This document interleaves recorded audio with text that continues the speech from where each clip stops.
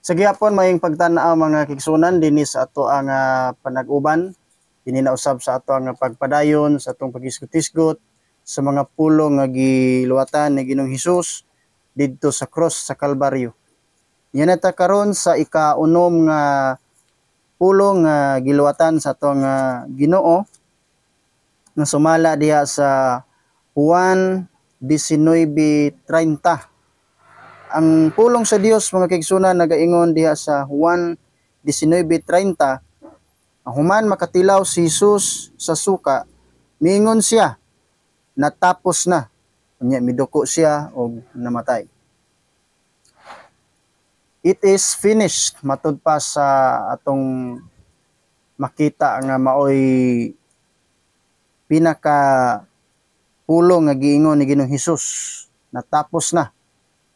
So, kung atong susihon ni mga kaigsunan, dili ang iyang kinabuhi may natapos o ang unsa bang klasiha ang natapos nga iyang buti pasabot, naglambigit gyapon kini siya sa espirituhanong bahin nga sa iyahang trabaho, sa iyahang obligasyon nagituman sigon sa sugo samahan, iyahan na kining na kumpleto. So natapos na. Dinhi ang nakanindot mga kigsunan kay naghatag kini kanatog paglaom tungod kay sa wala pa siya kwais sa kinabuhi niadtong tungura, iya gyud nga gi-highlight, gibungat gid niya natapos na. Subot pa sabot, wala na tay angay nga kabalak-an kay kung unsay angay natong buhaton, unsay itong humanon, unsay itong tapuson para sa atong kaluwasan or sa ato ang pagbaton og kinabuhing walay katapusan. Ining tanan gitapos na ni Ginoong Hesus o ang atoa na lang niini mao ang pagdawat. So kinahanglan ato asang gidawat diri sa kinabuhi nga maoy tighingpit sa tanan. Iyang gihingpit ang tanan, gihingpit niya ang ato ang kakulangon, gihingpit niya ang agianan. Matud pa niya ako ang dalan, kamatuoran og kinabuhi, so hingpit na. So matud pa sa Roma, ang tanan nakasala ug nakabsan sa himaya sa Dios. Yun niya, matud pa pod niya diha gihapon sa Roma, sa pulong nga giingon ni Apostol Paul, nga apan ang grasya sa Dios, no? Bisan kon ang bayad sa sala maong kamatayon, ingon siya, ang grasya sa Dios mao ang kinabuhing walay katapusan diha kang Kristo Jesus. Munay ibot pasabot niya sa iyang giingon nga natapos na. So kay natapos na mga igsuon, putron ko wala na tay idugang paniini. Usa na ni ka insulto nga buhaton nato ang dugang pa para sa tong kaluwasan aron nga makabaton tag kinabuhing walay katapusan. So kay natapos na, pulong na siya sa Dios, nagpasabot nga diha gipasabot niya, ingon siya, I am the Alpha and the Omega.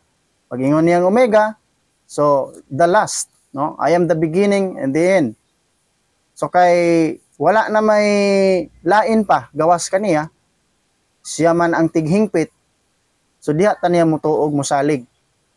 So diha ba simong kinabuhi mo siyang gituuhan, gisaligan ang iyang trabaho sa iyahang pagluwas kanimo, imo bang gituuhan o gisaligan? Gustos Ginoo ay muha ka ng batunan diri sa imong kinabuhi.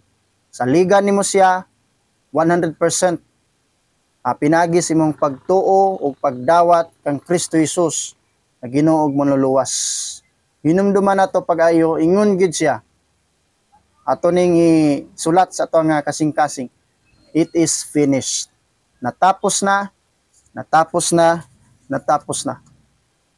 So, kung mahatag-tag mga illustrations nini mga kaigsunan, daghantang ikahatag nga mga ilustrasyon. Sama kung magama kag usa ka building, Na pag-ingo nga natapos na, so balik out na bati na kay sing tanahon kung doon na pa kay idugang once it is finished. So sa pagkabalay, kung natapos na, tapos na gina siya. Hingpit na siya. Kompleto na mga kaigsunan. So ang mga butang nga atong idugang, dili na siya makatabang aron nga makaingon pata nga mao na siya kahingpitan. So sa kaluwasan, natapos na ni Ginoong Hesus. Ang importante nini mga kaigsunan, padayon sa atong relasyon nga na kaniya, tuuhan nato siya sa kanunay nga magauban diri kanato kay gihingpit naman niyang tanan o mag-enjoy na ta sa ato ang relasyon diha kang Kristo.